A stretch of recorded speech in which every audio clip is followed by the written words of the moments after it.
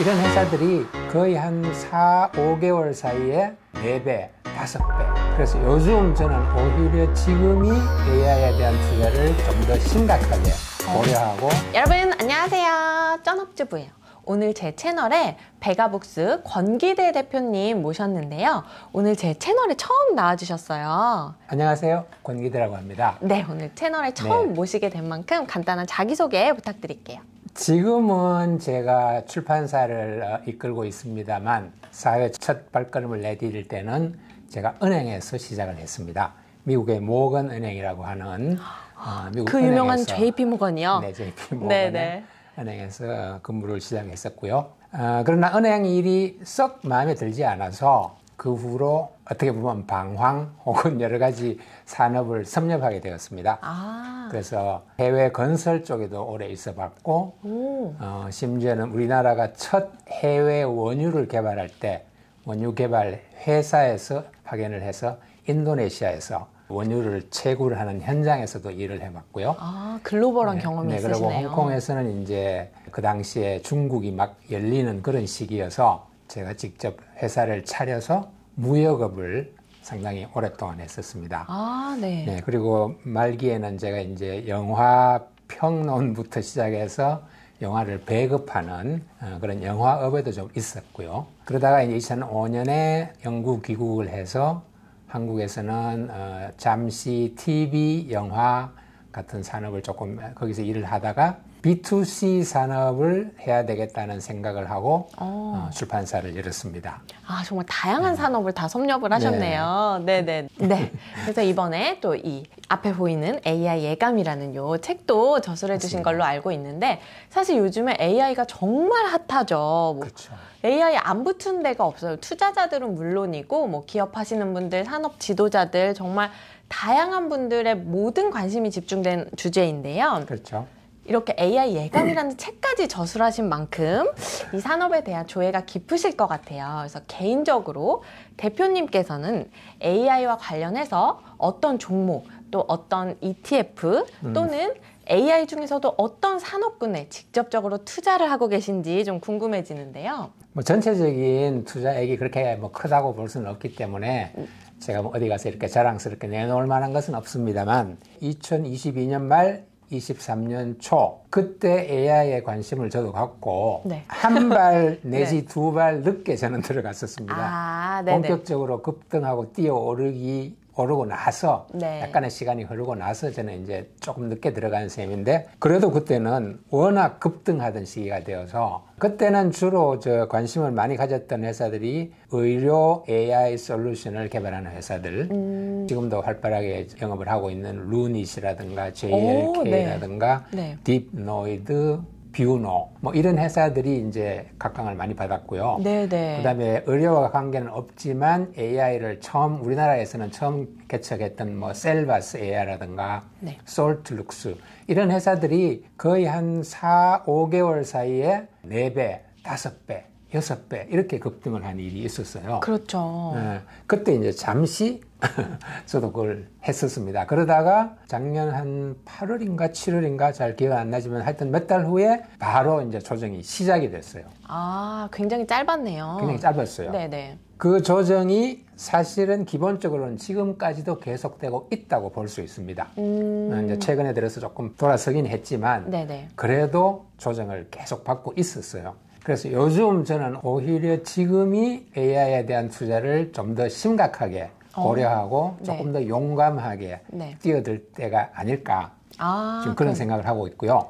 그거는 국내나 미국이나 마찬가지입니다. 미국도 뭐 마찬가지로 그 당시에 큰 급등을 경험을 했었고 최근 들어서는 기업 중에 특히 뭐 MS라든가 엔비디아 같은 그런 회사 특히 엔비디아는 제가 굳이 설명할 필요가 없을 정도로 말할 필요가 없는 거의 뭐 완전히 이제 세계적인 이슈가 돼버렸고 그런 상황이 되었기 때문에 굉장히 지금은 그 AI 서비스를 개발해서 제공하는 회사들 중에 우리가 흔히 말하는 옥석 가리기 뭐가 보물이고 뭐가 돌이냐를 가리는 작업을 나름 열심히 해야 될 것 같아요.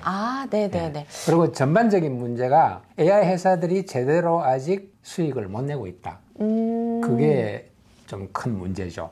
그래서 네네. 물론 이제 주식시장이라는 것이 지금 현재의 이익 창출에만 좌우되는 건 아니겠죠. 네네. 미래의 전망성을 보고 이제 다들 투자를 하기는 하는데 어쨌든 AI 분야에서는 조정의 그런 기미가 지금 한창 진행되고 있는 중이고 저는 오히려 이제 이런 시기에서 앞으로 한 서너 달 사이 AI 기업이나 산업에 대한 투자의 기회를 찾아볼 때가 지금이 아닌가 싶어요. 네네.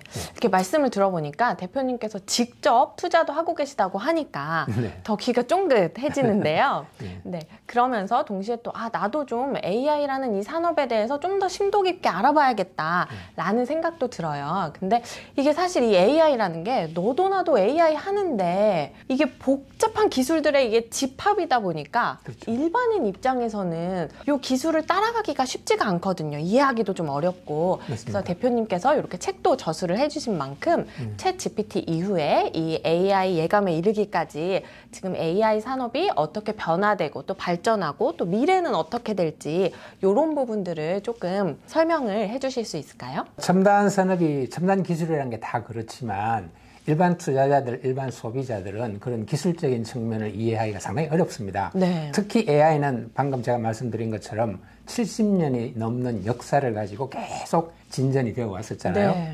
그러니까 그 많은 그 오랜 동안에 그리고 엄청난 자본과 인력과 시간이 투자되었던 그런 AI 기술을 우리 일반인들이 금세 이해하기라는 것은 불가능하죠. 그래서 투자자 입장에서 보면은 일단은 AI라는 것이 전반적인 산업에 어떤 영향을 미치고 특히 생산성에 무슨 영향을 미치느냐. 네. 그리고 어떤 형태로 AI 생태계라는 것이 구축이 되고 있으며 보통 우리가 AI 산업이라고 할 때 되게 어떤 것을 AI 산업이라고 혹은 AI와 깊은 관련이 있는 산업이라고 부르느냐. 네, 그 범위조차도. 그런 정도를 일단은 생각을 하고 배워두는 게 좋겠고요. 그렇잖아요. AI라는 것이 인간 지능의 산물이에요. 인간 지능과 인간의 상상력이 AI를 만들었어요. 그러니까 인간이 아니면 절대로 이걸 만들 수가 없는 거죠. 마찬가지로 AI라는 것이 앞으로 흔히 말하는 AGI 상태가 되어서 고도의 인간보다 뛰어넘는 그런 지능을 갖추든 어찌됐건 간에 그것을 가능하게 만드는 것은 인간의 지능과 인간의 상상력이에요.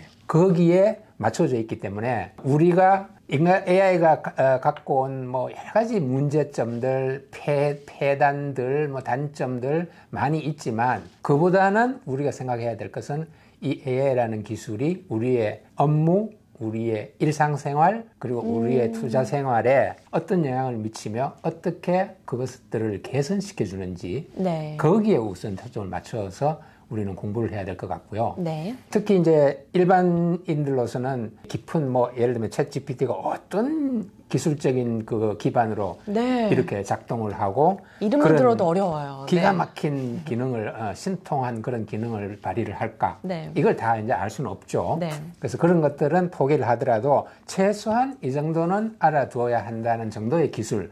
사실은 제가 책에 쓴 것도 그 정도의 기술적인 것만 언급을 했고 그 외에는 이 책의 주안점은 사실은 이제 AI 산업 그리고 기업들 그런 얘기가 줄을 이루고 있습니다. 네. 그래서 일단은 그런 그 기본적인 기술 중에도 가장 기본적이고 가장 기초적인 그 정도는 우리가 알고 있어야 AI 산업 혹은 AI 투자를 이야기할 때 그걸 이야기하는구나 하고 이제 금방 감을 잡을 수가 있죠. 이제 비근한 예를 들어서 우리가 이제 HBM이라는 얘기를 자주 듣습니다. 삼성전자나 하이닉스 요즘 최근에 그 주가가 오르고 전망도 좋다고 다들 이야기를 하는데 그 중에 중요한 이유로 드는 것 중에 하나가 HBM이라고 하는 특별한 제품이에요. 네. 그럼 HBM이란 게 왜 AI 산업과 그렇게 연관이 있는 거지? 네. HBM이라는 게 도대체 어디에 쓰는 물건이지? 그 정도는 알고 있어야죠. HBM이 뭐 하는지, 기술적으로 어떤 효과를 내는지 그런 건 모르더라도, 네. HBM이라는 것이 AI 가속기에 들어가는 가장 중요한 부품이구나.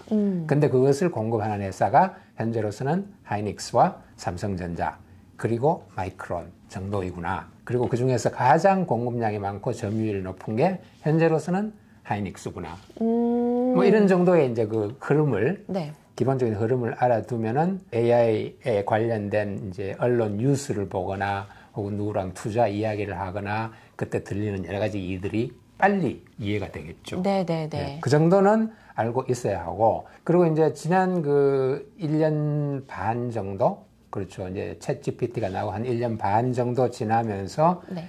있었던 AI 기술 분야의 그냥 큼직큼직한 흐름 네. 몇 가지만 설명을 드리면, 처음에 이제 생성 AI가 나왔을 때는 AI가 하는 일이 되게 학습을, 많은 방대한 양의 데이터를 학습을 해서 여러 가지를 인지를 하고 분석을 하고 요약을 하고 그런 것들을 빨리 해줬거든요. 근데 그건 지금은 그게 발전되어서 AI가 뭘 하냐 하면 판단을 하고 계획을 하고 공감을 하기까지. 그래서 여기서 더 나아가서 네. 상상도 하고 네. 추론하고 그렇게 되면 이제 정말 높은 단계에. 그죠. 점점 사람이 되어가고. 그렇죠. 사람에 가까워지는 네, 거죠. 사람이 되어가고 있는. 네. 그런 식으로 이제 기능이 개선되고 있다는 것. 그 다음에 처음 그게 나왔을 때는 대개는 텍스트에 기반을 두었어요. 네. 챗 GPT 아시다시피 이제 프롬프트라고 적잖아요. 그럼 뭘 이야기를 하면은 거기에 대해서 이제 상세하게 답을 해주고 그랬는데, 네. 텍스트 위주의 움직임이 지금은 음성, 이미지, 네. 그리고 동영상에 이르기까지. 그러니까요. 그러니까 AI가 학습하는 것도 그 모든 모드라고 할 수 있는 모드. 네. 텍스트 모드뿐만 아니라 그 모든 모드를 학습하고 생성해내는 것도 그 모든 모드로 생성을 하고 이렇게 해서 이제 흔히 멀티 모드를 이렇게 불러요. 그래서 아주 다양한 모드를 학습도 하고 생성도 할 수 있는 그런 방향으로 나아가고 있다. 네, 지금 그 정도까지 온 거군요. 흐름이죠. 네. 그리고 또 한 가지는 이제 우리가 흔히 on device라는 이야기를 많이 합니다.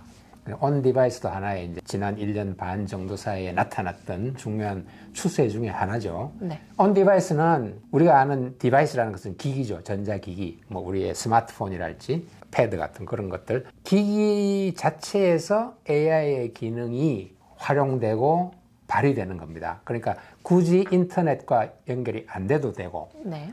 클라우드의 서비스를 받지 않아도 되고, 그 기기 안에서 쉽게 표현하면 스마트폰 안에서 AI 기능이 전부 다 발휘가 되는 거죠. 네. 이제 그런 방향으로 AI 서비스들이 나아가고 있는 거죠. 그래서 스마트폰에서 끝나는 게 아니라 TV에도 들어가고 세탁기에도 들어가고 PC, 노트북 마찬가지고 네. 이렇게 해서 이제 on device 기능을 갖춘 디바이스가 계속 나오는 겁니다. 그래서 네네. 이것도 이제 하나의 큰 흐름이다. 네. 이제 그런 식으로 생각을 해 주시면은 이해하기가 좀 좋겠고요. 그리고 이제 뭐 모든 일이 그렇지만 처음에는 기술에만 집중을 하다가 네. 이제 회사들이 드디어 가만히 있어봐. 기술은 다 좋은데 돈을 벌어야지. 돈은 어디 있지? 수익 좀 보여줘. 그쵸. 네. 이제 이렇게 변하는 거죠. 그러다 보니까 우리가 흔히 말하는 파운데이션 모델이라고 해가지고 초거대 언어 모델을 기반으로 한 큰 아주 엄청난 1750억 개의 매개 변수 이걸 와. 학습했다 그러잖아요. 그런 큰 파운데이션 모델을 개발하는 그런 오픈 AI라든가 MS라든가 구글 이런 회사들로부터 그런 그 파운데이션 모델을 받아가지고 실제로 개개인이 혹은 기업들이 사용할 수 있는 작은 맞춤형 네. AI 서비스를 점점점 많이 개발해낸다는 것. 그런 것들이 이제 또 하나의 추세가 되겠죠. 그래서 이런 식의 큰 흐름 몇 개를 일단 짚고 그러고 나서 이제 AI 실제로 산업에 들어가서 어떤 일이 벌어지고 있는지 이런 걸 이제 한번 생각을 해보면 좋겠습니다. 이렇게 말씀을 들어보니까 조금 어렵기만 했던 AI에 대해서 그래도 어느 정도 간단하게는 정리가 되는 것 같은데요. 네. 그래도 사실 투자자 입장에서 궁금한 건 뭐 AI 산업의 기술이 어디까지 발전됐다 막 이런 부분보다는 이 산업이 또 이 종목이 그래서 앞으로 더 갈까? 계속 오를까? 이런 부분들이거든요. 그래서 이런 부분을 조금 더 이제 자세하게 이야기를 나눠볼 건데요.